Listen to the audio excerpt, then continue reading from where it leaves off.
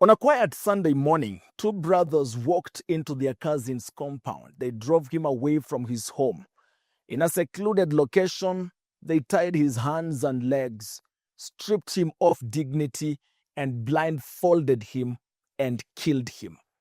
As he lay helpless, restrained, and disoriented, his suffering was not only inflicted but recorded. It was captured on video as evidence of cruelty carried out without fear. It was not an accident. It was torture that was sustained and deliberate, carried out in daylight by people who believed they would never be held to account. How does one family produce such unchecked brutality, such absence of mercy, such willingness to strip a fellow human being of life without hesitation or remorse? What makes this story even more unsettling is that those responsible are not hiding in the shadows or living on the run. They are free, they walk among us, they blend into ordinary life, protected by systems that are so compromised that justice appears optional rather than mandatory. Tonight, Murder Tapes returns to the chilling truth behind the murder of Collins Okiro, not just to recount how he died, but to confront what his death reveals about power, impunity, and an investigative system that too often turns tragedy into a farce. I am Brian Obuya. This is not just an ordinary crime story on a TV near you. This is Murder Tapes, where the truth is buried in the evidence.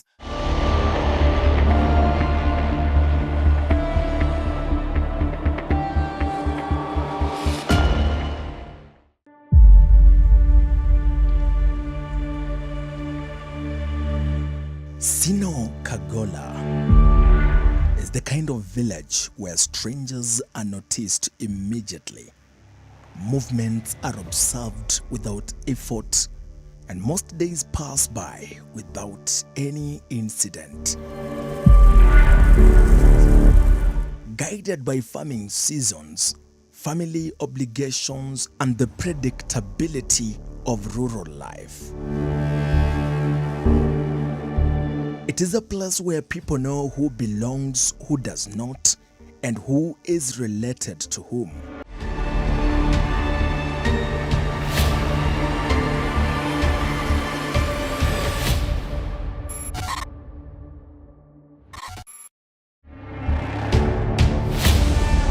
Sunday, the 7th of April 2024, began like any other day.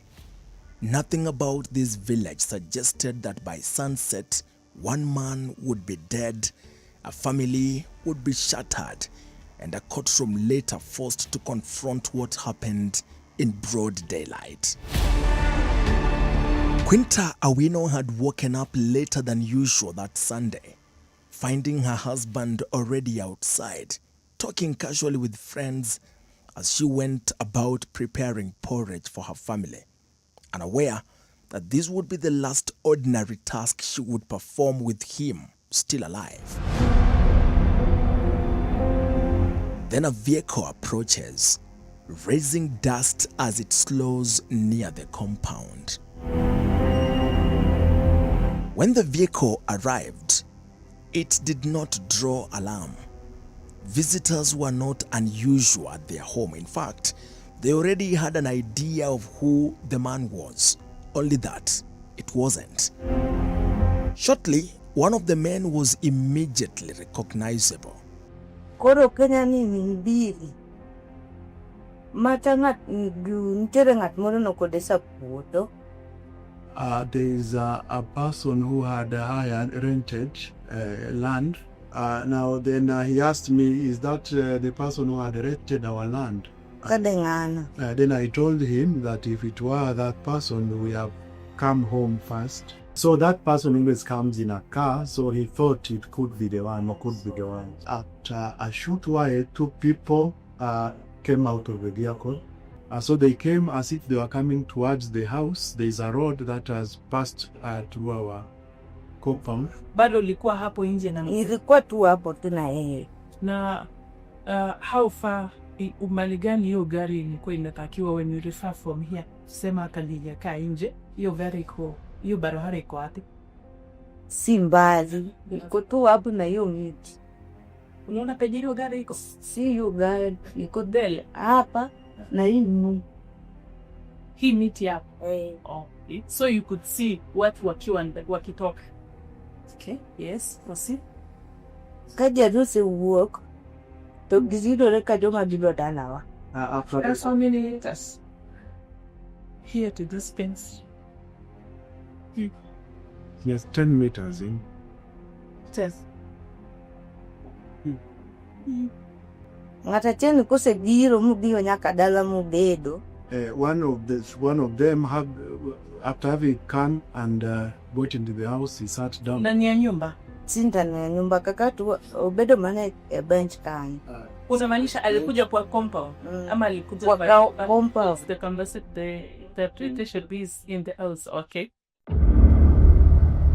The proceedings are taking place before the Homa Bay Law Court. And just like 90% of their cases, they are taking place in Dholuo.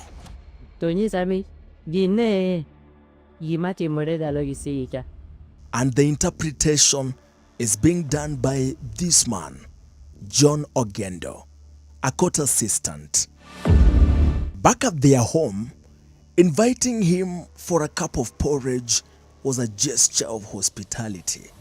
Just usual, and in a way, it was very customary and the unquestioned way of village life, where visitors are welcomed without suspicion. But this was more than just a friend. Imandu, huyu Collins ni ndugu ya ni mtoto wa ndugu yangu. Huyo Suleiman ni mtoto wa ndugu yangu.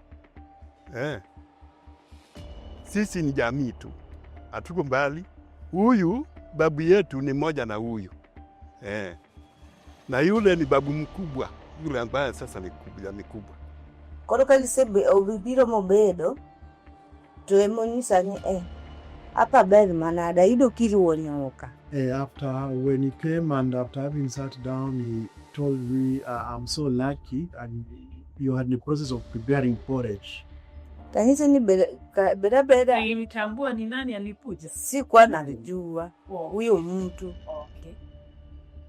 Alafu kanisa ni beda ari wonyuka pio mondo wamado. So I just told you to sit down. I prepare the porridge so that we can take. Koro ngani ubedo kaso ngatatiru cha kudi. So the other person came Ochu and stood. Kasa penya ni hinda kibedi. So I asked him why he was not sitting down. So huyu ni wapi? Huyu wapi. Yes. Kaso nisa neno kodua bed. Then he told me that he doesn't want to sit down. Ngama no duaro no sayudo. O sayudo. Koro ngi aja mundu bed. He told me there is no point of sitting down. I've already gotten the person I wanted. Tamba hisa ni kare. Ka isa idongat mani duara. Watim tija matimonika setie kumula wenu nafasi mundu huo. So I told him if that should be the position, it is okay. Let me finish what I'm doing so that I give them an opportunity to speak. Huyu tu wake. Yeye uko na mtambo. Mfagia uko na mjo. Yeye na mjo. Huyu wapi yeye unamtambua. Huyu kuna mjo kwa jina? Alikuwa ni nani? Uko nyumbani tunamuita Sole. Yani jina lake ni Suleiman. Sasa ya nyumbani tunamuita Suleiman. Yes. Kaso. Kila mande alikwambia hakuna haja nimepata mtu mwenye mko na kazi. Okay. Kwa nini ni paro? Continue referring to the name kama unamjua kwa jina. Ndio. Kasema onyisa ni ngamana dwalo sayudo. Koro ungetiende mondo obed page. So he told me there is no point of sitting down since I found whoever I wanted. So there was laughter, there was familiarity, and there was nothing in that very moment to suggest danger. The men left with Collins, walking casually toward the vehicle. That was the last time Quinta saw her husband alive. And so the sun now sits high and the village slows. After they left, Quinta returned indoors and lay down to rest, expecting Collins to return before lunchtime, as he always did. Because routine had always governed his movements. Koro wamaga no kanigina te mudo ga akau bijaga kana na tuwa njeno samano jeno okona ni mbili tetmanu kano admugo man. I served my child and Ali. I also reserved the porridge for my husband because he had told me that he would come back and take it. And Amuduri. Awinjo olo moro kobiron. So I felt some fatigue in my body. Hasa dili kitana na takome. So I went to my bed to sleep. Anelo mate kasa chugu mosabe no. I took a small sleep. I woke up at around 1. Sasa beramchan. Yes. 1. Koro sabe roni atu kade mani niketokole uga opoko kelos maga lunch. And so I left to go and look for him because he always comes early before lunch. She went to the phone repair shop where Collins often spent his mornings, a small informal business known to everyone in the area. But Collins was not there. She told the court that it was on her way back that the village slowly and quietly began to speak. A woman approaches her on the footpath. So she asked me, what has happened?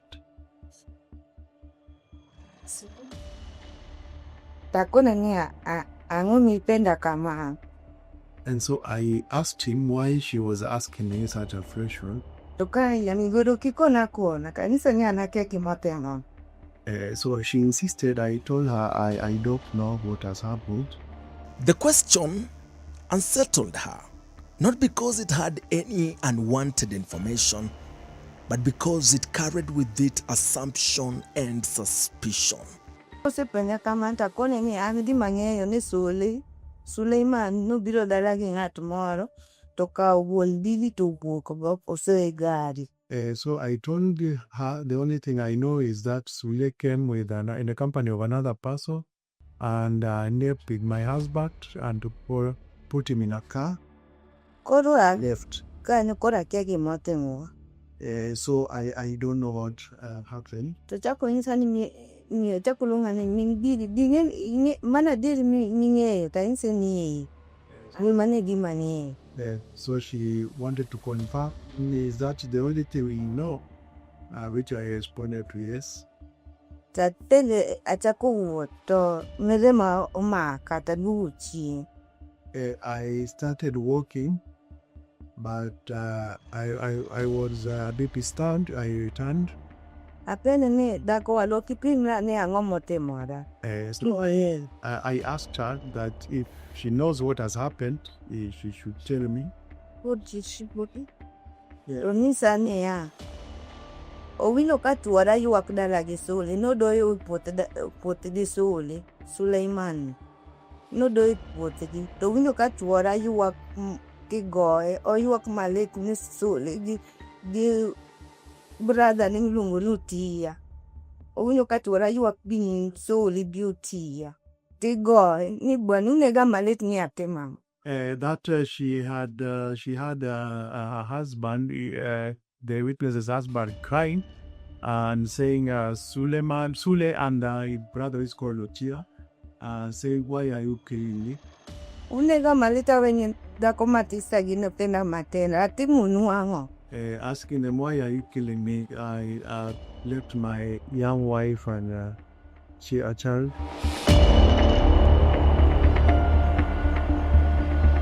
What the woman on the road was not telling Quinta was the horror that some people like Lynette Akoth, who appeared in court as the third prosecution witness, witnessed. Together with her daughter, they were at home watching the day end with familiar routine until I heard some noise at that place. Achich ni to en nyithindo kauno gitugo tugo mane wa magigomena ubi. So I was wondering at what kind of play are the children playing today that they are making such noise. Achiko ita maber to winjo ni ok en nyithindo. So when I was a bit keen, I realized It was the voice of a man already reduced to helplessness. Achako kalima dumogo to koro achung' gi e dhorot mar dalana. To jomoko bowuok e dala machielo.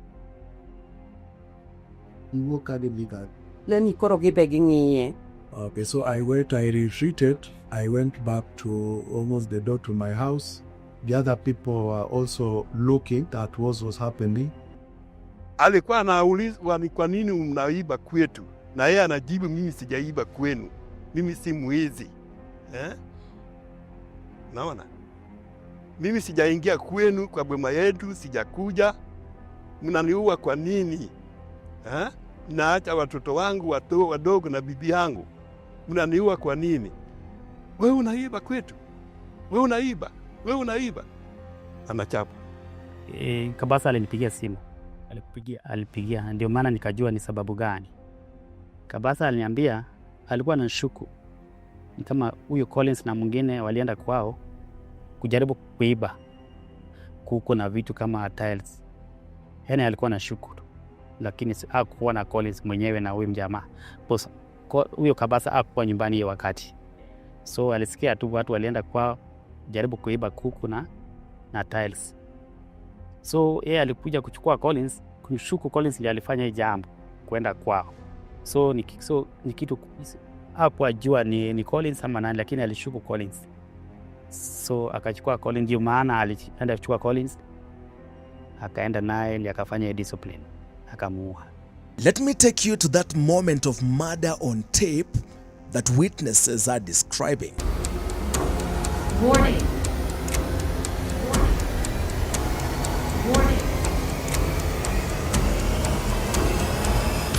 Warning.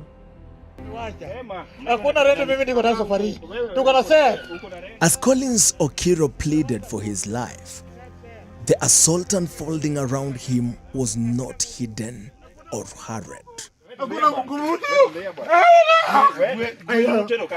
One of the men present lifted a mobile phone and began recording, while another recording emerged from a different angle, captured by Lynette's daughter, who stood watching in visible shock as the violence escalated right before her. These recordings will later become central to the case. They did not merely show an assault. They documented intention, control, and sustained brutality. They were watched across Kenya and caused outrage even beyond our very borders. Sasa video hiyo ilisambazwa katika Kenya nzima, waliona. Mliona? Hiyo video ilionekana hata ng'ambo. Kuna chifu wetu hapa, mtu yuko ng'ambo huko alimtumia. Hiyo video ilionekana hata ng'ambo. The first video, which runs for 2 minutes and 20 seconds, shows Collins Okiro lying helpless on the ground as two men assault him.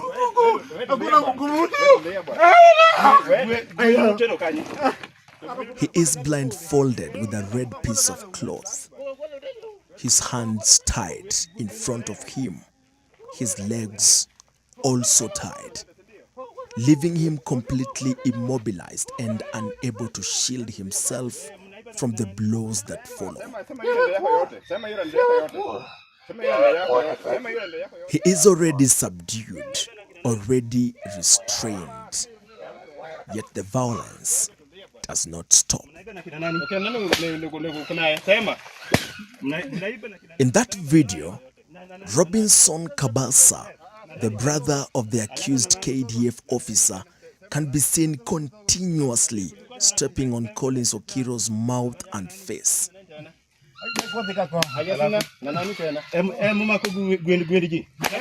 Robinson, who describes himself on social media as an electrician born in 1996, plays a singular and chilling role, that of pinning Okiro down, pressing his weight onto the most vulnerable parts of his body, ensuring that he cannot cry out or move as the assault continues.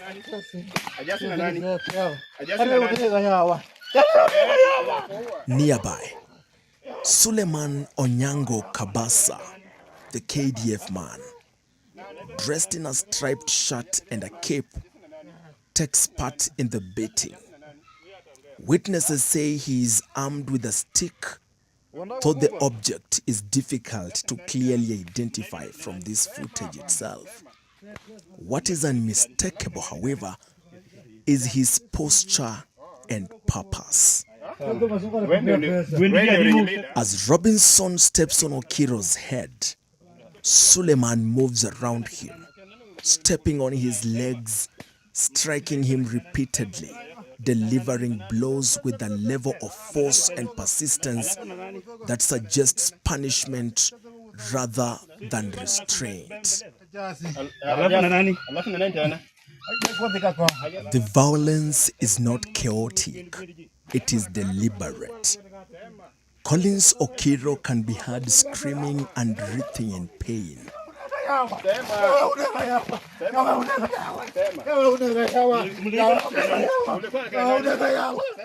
As the video progresses, Collins' screams begin to fade, his movements slow, and eventually he grows quiet, his body no longer resisting in the way it had moments earlier. What remains is a man barely conscious, with only traces of life left in him.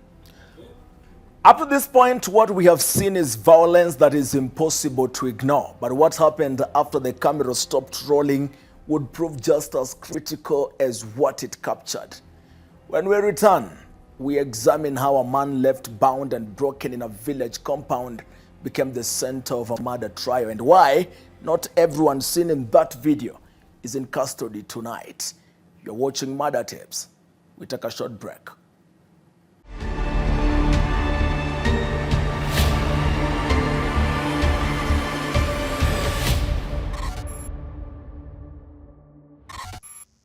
It is at this point that the second video becomes critical. In this footage, the person recording is partially seen, and the final acts of violence by Suleiman Kabasa and Robinson Kabasa are captured on tape. You can literally hear how they dump him in the vehicle like a log. A murder tape search of the Subaru KBS77S on the National Transport and Safety Authority portal reveals that the 5-seater vehicle, registered on 13th August 2012, belongs to Awar Rin. There has been no other information beyond that, and thus murder tapes cannot make any meaningful connection between the car owner and the violence that we have just witnessed. Now, do you remember when Quinta Awino told the court, After when he came and after having sat down, he told me, I'm so lucky, and we were in the process of preparing porridge. Nilimtambua ni nani alikuja? this is the man she was talking about. She had never met him before. Suleiman and the unidentified man had left Robinson in the car. The videos revealed not only who was present, but how each person played a role in the violence that ended Collins Okiro's life. And everyone who witnessed the violence was told one thing, that the man in the boot was a dangerous crook, a thief, and a menace in the society who needed some discipline. Oh, so wani wini jakuo. He was telling us that this man is a thief, No giro mondo falda lawa lua oge no adien. that he had come to steal from our house. We were away attending a funerals. Makata chief no set ya membele chief ni oge gimora mara manawate. He had already told the chief on his face that nothing would happen to him. Ora apenje. Ito uno yo dekani. So I asked him, where have you found him? You are you there on. And they said that they had found him in his house. Ora pa doko bili toka yan giwacha ni ene jak ton jak kwene jak tangedi. So he said that he's the ringleader of people who steal. Koro osa yude koro kitwa ni mondo gigoye kaka gigoye ni mondo full job mokwanoko. So he said they want to assault him until he names the people that are his accomplice raising. Discipline that Lynette would later tell the court did not look like questioning, but like punishment already decided. Eventually, the beating posed for the next stage had begun. The stage where you witnessed Collins is lifted and placed into the boot of the car. He was driven to Suleiman Kabasa's home. Eunice, an elderly woman in the village, confirmed it. No paturo dalagi Mango de Mage. Suleiman togo wadinga machielo. So when I went to Suleiman's home, there was Suleiman Togiwadi. Ebo wadigi Robinson. Yeah. Robinson. Suleiman was with his brother, Robinson. Nyama tena no kage. The other person I didn't know. Walikuwa uliingia kwa compound ya Mime nado jedalagi. Yes, I entered the home. masema ukapata Suleiman Robinson. Makiela mafanye. The third person I didn't know. Walikuwa wakifanya nini? Lingiti mama. Ayuro ka yipeyo warunto. Ine mani kwa lugmento mama wa. I heard them asking Kwaru. I think the one who stole my mother's chicken. She goes about to say when they saw. That's where I Date interpret. Gumeenda wapata walipokuona nini ilifanyika? They were just silent. Koro kaki sepenje mano to warodo kogenye anyaka nene pok tiende ga yodonjo daleuka. Then when they inquired of Kwaru whether he is the one who has stolen their mother's chicken, he told them that he's never stepped foot in their home. Kwaru kwa wapi hasa? Kwaru nene tie boot kot pe tiende ge itako pe yotinga. Kwaru was in the boot. His hands were tied. His legs were also tied. Boot ya nini? Marupa. Car boot. Ngoko boot. Nani alikuwa kimuoji? Na male pende. Male penje nene Suleiman mane penje. Or it was Suleiman who was asking questions. Inside the compound, silence had replaced the chaos of earlier moments, and the men were surrounding the vehicle. Inside the boot lay Collins Okiro, tied, beaten, and unable to see, his body bearing the marks of sustained violence. This was not an arrest. To me, it is not even mob justice, but a private punishment unfolding outside the law, led by a man on oath to uphold the same law. Their uncle was in church that Sunday. He is among the few non-Adventists in Oyugis that I know. He did not witness the beating, but saw the body. Na nilipokuja jioni kama saa hizi, nilikuwa nimeketi pale. Nikapigiwa simu kwa Collins amepatikana amekufa kwa jamaa wetu fulani hapa juu ambaye anaitwa Sila Pete. Kwa anajulikana kama Sila Pete, lakini jina yake ni John Owino. Sasa tukatoka, saa hizo tukaenda huko. Tukakuta Collins yuko uchi wa mnyama. amelazwa chini amekufa. Sasa hapo nasikia Suli ameua huyu. Sasa sijui kitu gani kilifanyika. Kitu ambayo iliwafanya wapigane mimi sikujua na ni nini. Hata hakuna siku yote ambayo nimesikia hata kuna mgogoro kati yao. Sasa baada ya huyo Suli ni mwanajeshi. Sasa baada ya sijui siku 4 hivi, sio siku 4, kama siku 2 3 nasikia amekamatwa huko Nairobi. Amepelekwa hapo Yugis, mahakama ya hapa Yugis. Tukaenda huko tukaona amekamatwa kweli. Collins' brother Meshach, who lives kilometers away in Matunda, says the men did not stop after the beating. They moved Collins' body to someone else's home, and they believe it all happened for a reason. Tena wamtupe Collins, walipata kama watu wengi huko wamejaa. Naona wakapiga hesabu tena ya kurudi. Wakati walirudi walipita Oyugis town. Wakapita tena Yugis, wakaenda mahali sehemu inaitwa Nyatindo. Hiyo ni shule fulani huko. Tena wakapata kama watu wamejaa huko. Sasa wakachukua njia ya kurudi wapi? Kurudi nyumbani huko. Walipiga hesabu ya kina Poli. Kama walikuwa wanataka karibu wajue mwenye aliua Collins ni mwanajeshi fulani, sio yeye. Kwa kina Collins, ndugu ya Collins ni mwanajeshi hapa barracks.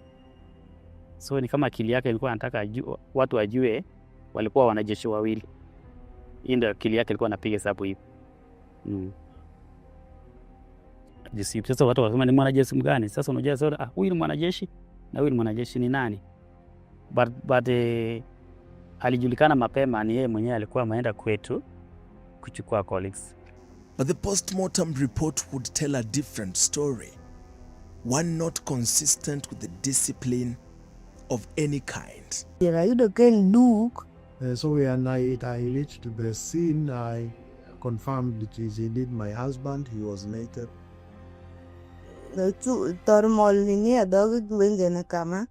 Toy. Oh, monoform. He had formed on his mouth and his eyes. Rodi alikuwaje? Wankivika huyu kaka Kana geek na yuro kachora ni duku. He was naked. Ringrina ni kan. Ni dala ngatu. No di ubole dala ngatu. It had been dropped on somebody's courtroom. Outside the compound, inside the Compound. Ulienda kwa mama Collins na ulisema mliingia ndani mkapata bwanaka alikuwa wapi hasa kwa hiyo compound. Tunataka kujua exactly. Kani. Nene bathode machon. Besides his poly house. Kuna nyumba so karo. Kame yake. Alikuwa hani gani? Nene hanubane. Ni ayude ko seto tutai. He was dead already. Alikuwa amevaa nguo? No koroko nanga nen duku. He was naked. He was naked, yes. And he was lying down dressing up. Uliona jeraha, the injury, any visible injury on the body? Anitie hinivokumaneno hinivokumura malilelele. Kanyo no kaneno gi injury mora. Keno sile ataro. I did not see any injury on him. Tunopwelwa nikikwamule nyaka polisi hii. We were told not to touch him until the police arrived at his. Tulienda kufanya postmortem. Pata maalama mingi kwa ndugu yangu. Tulipata shemu ya hapa ilikatwa na daktari alisema ilikatwa na kisu mpaka hapa chini, kisu. Huyu ndugu yangu akanyongwa na waya ya stima. Akasema alinyongwa na waya kwa shingo. Alafu alama ilikuwa hapa kwa kichwa hapa. Kaingia ndani sana. Naona. Tena alama ilikuwa kwa tumbo hapa kidogo. Alafu Wakati walienda kutupa kwa hiyo boma, walipata hii inaitwa red hand disease. Kama imejaa kila mahali kwa mwili yake. So ndio maana huyu wajamaa walipiga ndugu yangu kama yani siona kama walikuwa wanafanya mtu anafanya discipline. Hizo alama hizo ungepata hata kitu. Unaweza pata ile ya rungu torturing tu. Lakini unafika mahali unakatwa na kisu hivyo. Hizi sehemu ya siri hivi imekatwa. Naona. So ndio maana nasema alikuwa na alama mingi sana. Angepona hata kama ingekuwa discipline. Angepona. Wakati nilikutana na mama msichana mwenye alichukua video, alimwambia wajamaa vile mnapiga huyu kijana hivi atapona kweli. Sasa Robinson akaambia huyu mama mwenye anapiga Collins, mwenye anapiga huyu ni mwanajeshi.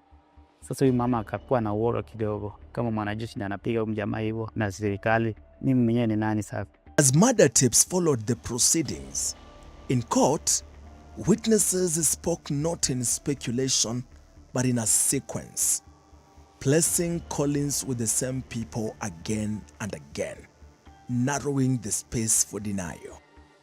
Na kwa ushahidi ambao umekaa kotini, mara ya mwisho wewe ukiona mume wako akiwa hai, ilimwona akiwa na nani?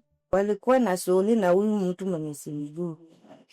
With that question, the prosecution was inviting the court to the doctrine of last sin. This doctrine of last sin has been used in the courts, our courts in several instances. I think what is now popular or within the public domain is the case of Joseph Irungu versus Republic, where Justice Nzioka Grace rightfully held that the doctrine of last sin is a negation of the doctrine of presumption of innocence, and that when an accused person is seen with, it was the last person to be seen with the deceased, then he's responsible for the death, and he's invited to give an explanation. And when that explanation does not, or rather does not discharge, it doesn't successfully rebut the cogent evidence proffered by the prosecution, then he's supposed to be guilty.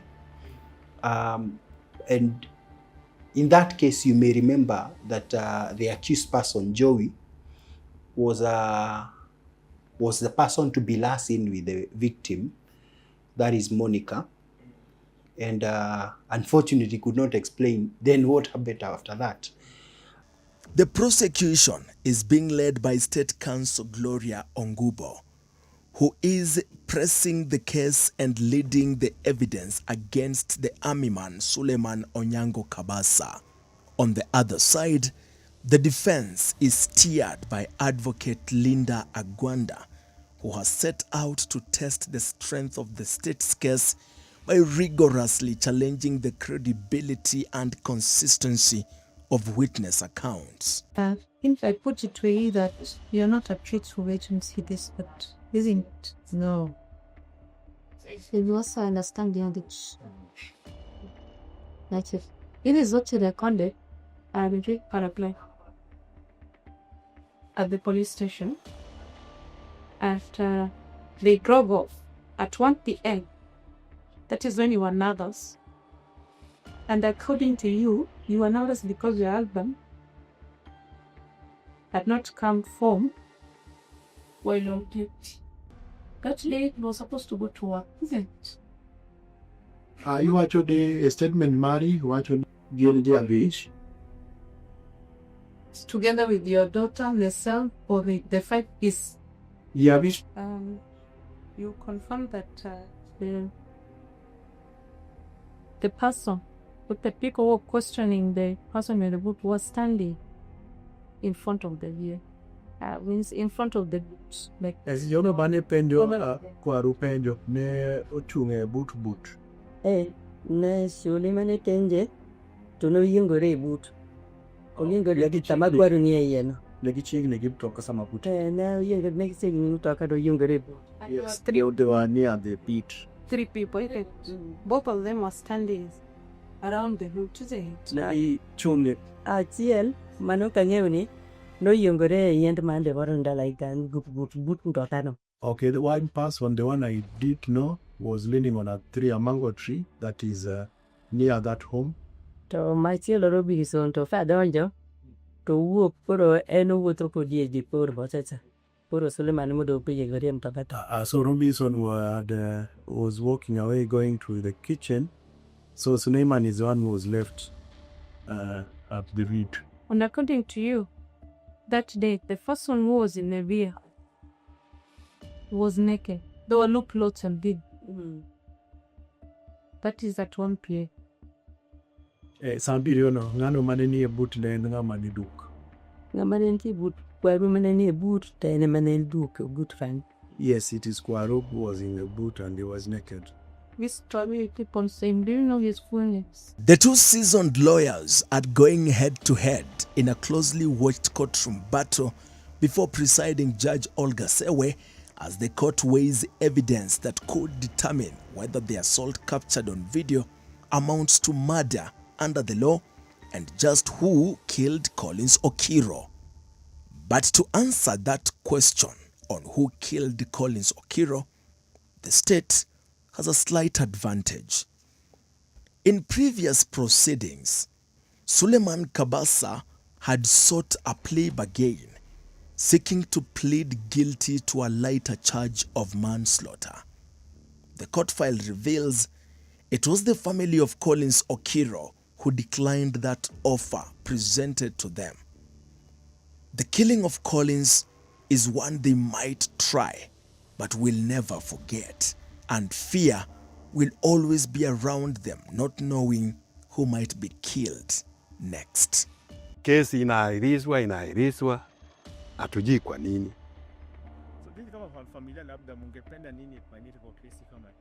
Si kesi iendelee, kwa sababu kitu mbaya sana, watu wa pande wa huyu Sule sana kama mimi hivi, hawanitaki hata kuzungumza na mimi, hawazungumzi na mimi, hawanitaki kabisa. Mimi ni mbaya sana. Na huyu ambaye amekufa, huyu Collins, ni mtoto wa ndugu yangu mkuu. Sasa sijui kwa nini hawanitaki. Na mimi hata huyu ni mtoto wa ndugu yangu. Sasa mimi kama mtoto wa ndugu yangu nikienda huko kotini kusikiza kesi yake ni mbaya. Ni makosa. Ni makosa nikipatulia. Sasa kesi tunataka iendelee tu. Na hao wengine pia wapatikane. Kwa sababu kwa huyo Sule peke yake, bibi ana hofu, hata mimi mwenyewe nina hofu. Siko salama kwa roho yangu. Siko salama hapa. Nini? Yuko kwao. Kwa hofu. Hofu ya hao watu. Kama mimi ndio hawanitaki, hawataki kuzungumza na mimi. Sasa bibi yake watazungumza naye. Sasa ndio hofu hiyo, lazima huyo bibi naye pia awe na hofu. Niko na uoga, niko na hofu, sijui watanifanya nini. Manake huyo kijana alinihonya. Hata niko na obi. Nilipiga ripoti kwa polisi. Kwa sababu tena ananihonya kwenye court compound. Baada ya mahakama. Beketi pale na anakuja kunihonya. Naona? Anakuonya kisawa nini? Wewe ndio umebaki. Wewe ndio umebaki. Ananionya. Sasa mimi niko na hofu. Wakati wote anaweza kuuawa. Na nipiga ripoti kwa polisi, hiyo yote hata prosecutor nilimwambia. Sasa kesi tukienda rudini, sijui kwa nini. Na unajua kesi kienda namna hii, hata wale masaidi wanafunjika moyo. Kwa sababu hapa na Mabei ni mbali. Collins Okiro did not die in secrecy. He did not disappear at night. He was taken in daylight, tortured in view of witnesses, recorded on video, and left to die, probably strangled to death in his weakness and helplessness. I asked Advocate Kiroko Ndegwa who, in his view, should be held liable in such a case. And he took me back to the doctrine of common intention. This guy died, so the first aspect of actus reus is already achieved. Now, this issue of mens rea, any person who participated in the whole act of taking the guy from his home, the victim from his home, tying him up and beating him, even that aspect of recording to whatever audience, because he must have recorded for purposes of keeping record. Must have recorded so that he may have a repository of the injuries inflicted to this guy. To now picking him and throwing him into the car and taking him to wherever God knows where. All of them are guilty. They acted under the doctrine of common intention to inflict harm that led to the death of the victim. None escapes the hook. Now, there is a fourth person who comes to the scene and records.